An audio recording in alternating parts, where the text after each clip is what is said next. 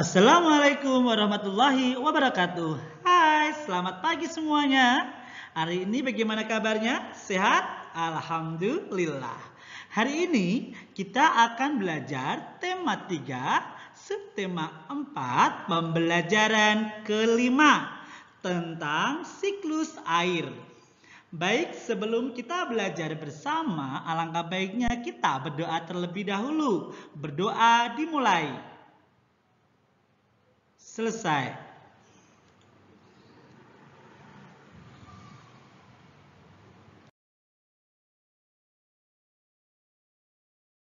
Ayo mengamati. Kalian lihat gambar di bawah ini? Pernahkah kamu memperhatikan terjadinya hujan? Hujan terjadi karena adanya perubahan wujud.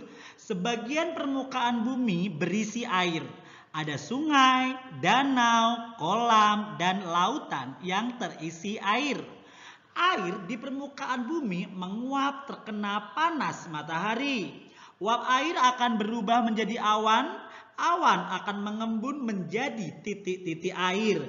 Kemudian titik-titik air jatuh ke bumi. Itulah yang dikenal sebagai hujan. Kita simak video berikutnya. Dari mana hujan itu berasal? Atau bagaimana awan bisa terbentuk? Ya, inilah siklus air. Di saat matahari memanaskan lautan, air menjadi uap air dan naik ke udara. Proses ini disebut dengan penguapan atau bisa disebut evaporasi. Ketika uap air itu mencapai langit, uap itu akan berubah menjadi tetesan air kecil. Tetesan air ini bersama dengan berbagai gas dan partikel debu bersatu membentuk awan. Ini dikenal sebagai kondensasi. Kalian juga bisa melihat penguapan ini di rumah. Lihat saja ketika kalian atau orang tua kalian sedang memanaskan air. Ketika kalian membuka tutupnya, setelah beberapa saat, kalian akan melihat tetesan-tetesan air di tutupnya. Itulah kondensasi. Ketika awan terlalu berat dan tak bisa menahan air lagi di dalam, awan itu langsung mengeluarkan hujan es dan salju. Ini dikenal sebagai presipitasi. Saat hujan, air dikumpulkan di lautan, danau, dan sungai. Air yang turun dari langit akan terserap juga oleh tanah dan menjadi air tanah. Tahukah kalian bahwa tanaman pun berkeringat? Itulah yang disebut transpirasi. Itulah sebabnya hujan lebih banyak di tempat-tempat yang banyak pohonnya, seperti di perbukitan dan hutan. Jadi, siklus air adalah proses yang berkelanjutan, evaporasi, transpirasi, kondensasi, dan presipitasi.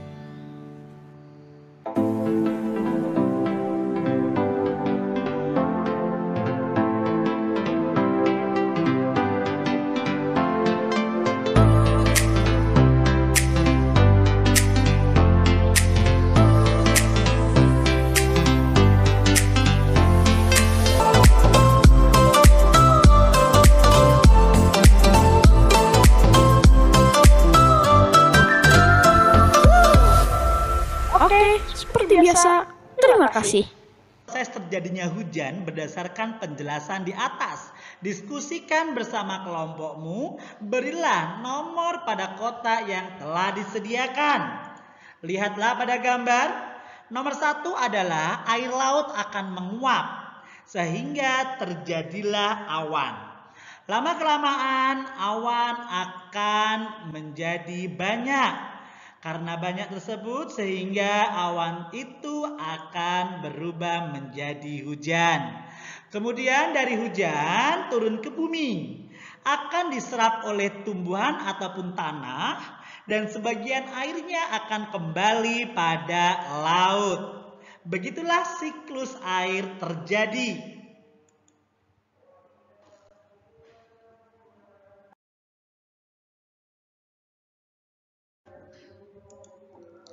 Kamu telah mengurutkan proses terjadinya hujan. Jelaskan yang terjadi di setiap gambar. Mulailah dari nomor 1. 1. Air di permukaan bumi menguap karena terkena panas matahari. 2. Uap air akan berubah menjadi awan. 3. Setelah itu terjadi proses pengembunan di mana uap air berubah menjadi titik-titik air. 4. Butiran-butiran air jatuh ke permukaan bumi. Dan yang kelima, air hujan yang jatuh ke bumi akan berkumpul dan kembali menguap.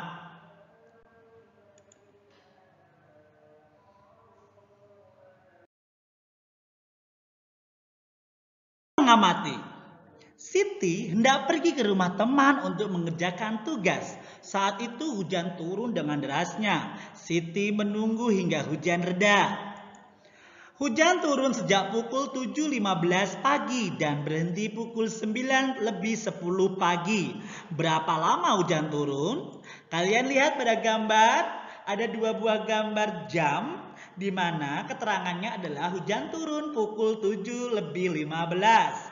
Kemudian hujan berhenti pukul 9:10 menit. Nah, pertanyaannya, lama hujan turun berapa ya? Langkah yang pertama, kita buat terlebih dahulu garis bilangan. Kemudian kita tulis yang pertama adalah 07.15. Di mana itu adalah pukul yang pertama kali kita menuju ke pukul 08.00. Nah, di sini ternyata waktu yang dibutuhkan adalah 45 menit. Kemudian dari jam 8 sampai jam 9 membutuhkan waktu 1 jam. Dan jam 9 sampai jam 9:10 menit membutuhkan waktu 10 menit. Sehingga 45 menit ditambah 1 jam tambah 10 menit sama dengan 1 jam lebih 55 menit. Jadi hujan turun selama 1 jam 55 menit.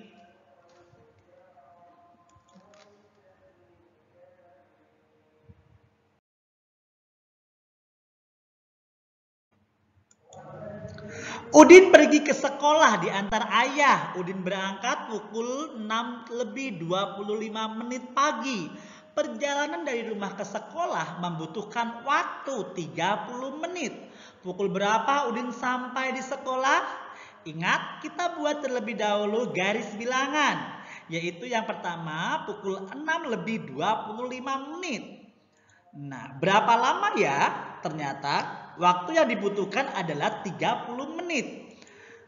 Jadi 30 menit setelah pukul 6:25 menit adalah 6:55 menit. Jadi Udin sampai di sekolah pukul 6:55 menit.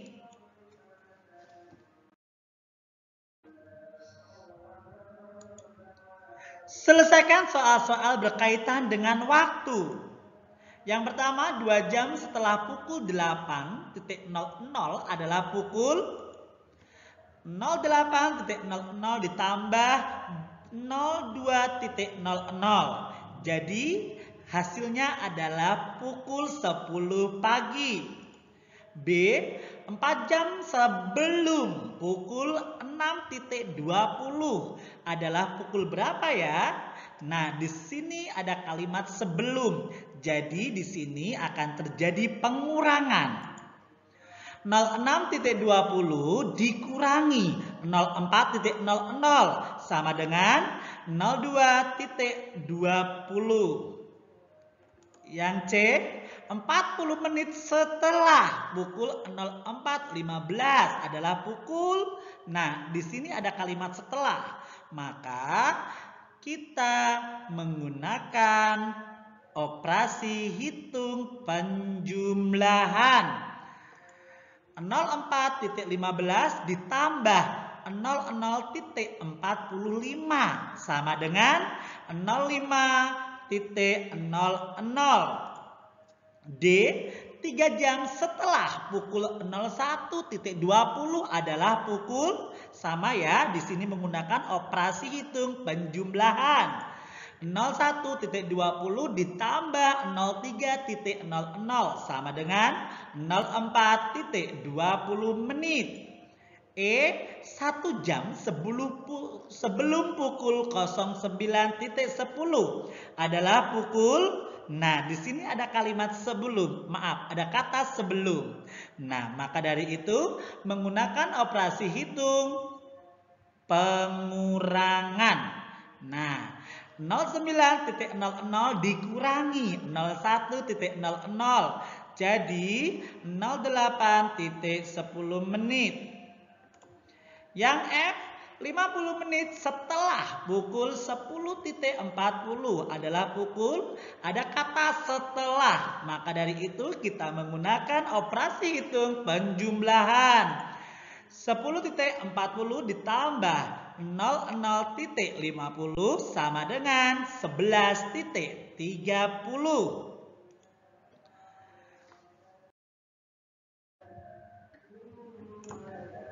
Ketika musim hujan, hampir setiap hari hujan turun. Perhatikan waktu hujan turun dan berhenti.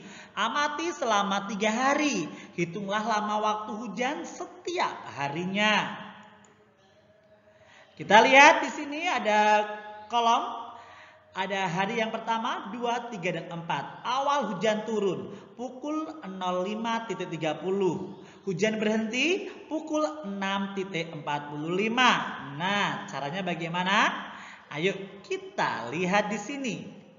05.00 dikurangi 06.00 sama dengan 30 menit.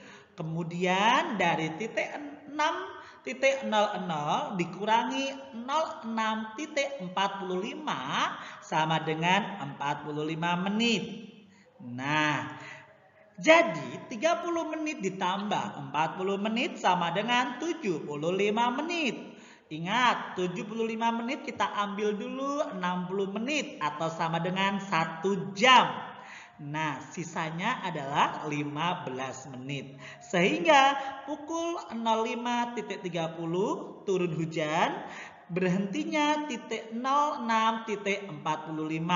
Maka lama hujan turun 1 jam 15 menit. Nomor 2. Pukul 8.15 dan berhenti 09.55. Nah, 08.15 dikurangi 09.00 sama dengan 45 menit. Kemudian 09.00 dikurangi 09.55 sama dengan 55 menit. Jadi 45 menit ditambah 55 menit sama dengan 100 menit. Ingat, kita bagi 2, alangkah baiknya kita ambil 60 menit dulu. 60 menit sama dengan 1 jam. Sisanya 40 menit. Sehingga turun hujan pukul 08.15, berhenti hujan 09.55, maka lama hujan turun adalah 1 jam 40 menit. Nomor 3. Awal hujan turun pukul 12.16, hujan berhenti pukul 14.25. Nah, kita kurangi terlebih dahulu. Jam 12.16 dikurangi 13.00 maka adalah 44 menit. Kemudian 13.00 sampai 14.00 adalah 1 jam.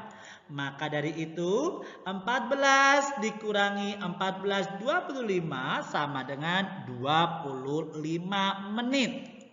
Nah, jadi 44 menit ditambah 1 jam ditambah 25 menit sama dengan 1 jam 69 menit. Ingat, 69 menit berarti melebihi dari 1 jam. Kita pisahkan. Jadi 1 jam tambah 1 jam sama dengan 2 jam.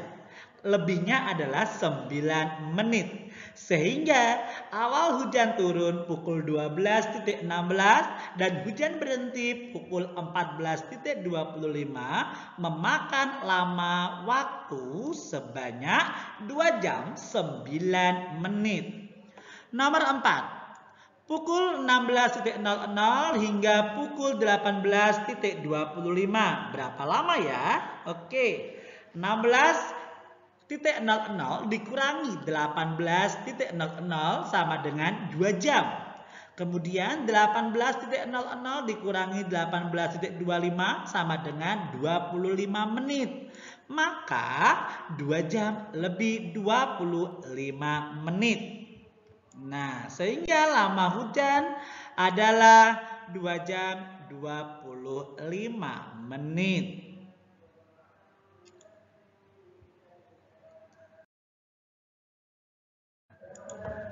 Tuliskan jadwal kegiatanmu di sekolah hari ini, mulai tiba di sekolah hingga pulang sekolah. Lengkapilah dengan waktunya.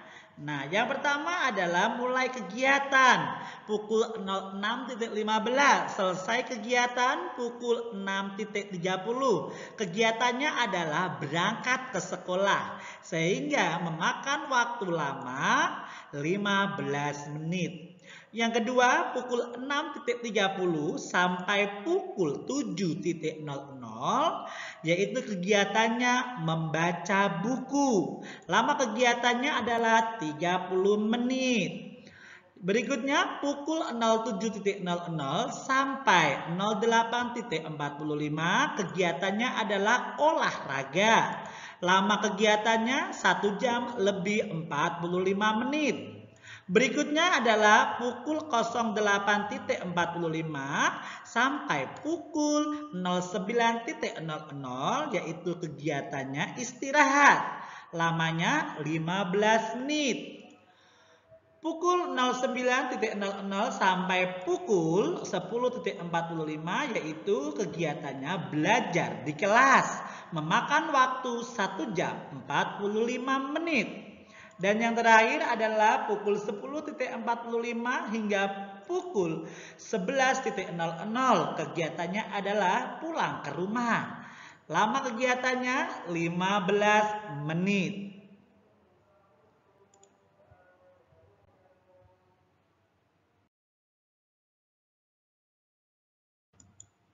Ayo mengamati. Saat musim hujan, jejak sepatu siswa membasahi lantai sekolah. Akibatnya lantai sekolah menjadi basah dan licin. Udin berjalan dengan cepat karena takut terlambat masuk sekolah. Udin tidak memperhatikan lantai yang basah dan licin. Nah, lihatlah pada gambar. Udin pun tergelincir. Buku yang dibawanya jatuh berserakan. Udin terlihat menahan sakit di kakinya.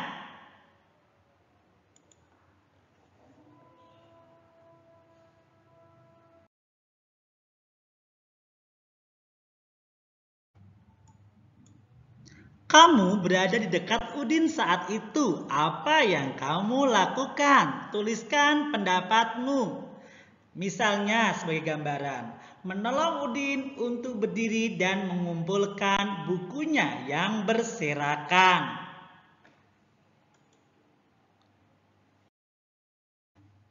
Berikutnya, diskusikan bersama kelompokmu, ceritakan pengalamanmu saling menolong yang pernah dilakukan.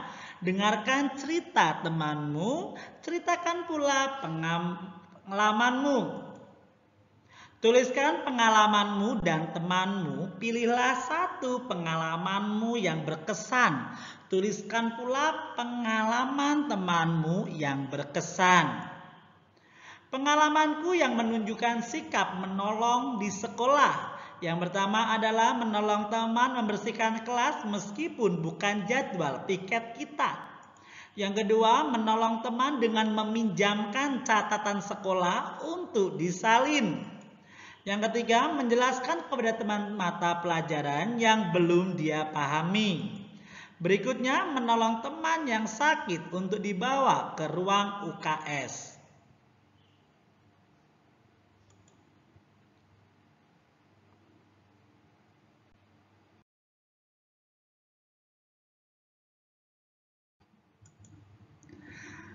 Pengamalan temanku menunjukkan sikap menolong yang menurutku paling berkesan. Misalnya, Temanku menolong teman lainnya dengan membagikan bekal makanan di jam makanan apabila ia lupa membawa bekal ke sekolah.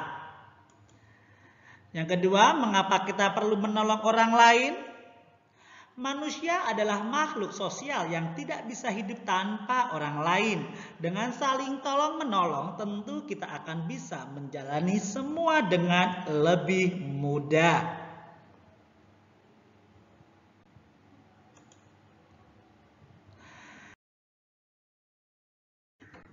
Yang terakhir adalah kegiatan bersama orang tua. Nah, di sini orang tua perlu membantu siswa untuk menuliskan rincian kegiatan sehari-hari di rumah, kegiatan setelah pulang sekolah hingga keesokan harinya. Lakukan ya bersama orang tua kalian masing-masing.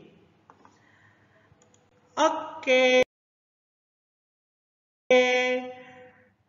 Pembelajaran tema 3, subtema 4, pelajaran ke-5 telah selesai. Wassalamualaikum warahmatullahi wabarakatuh. Terima kasih. Sampai jumpa di video berikutnya.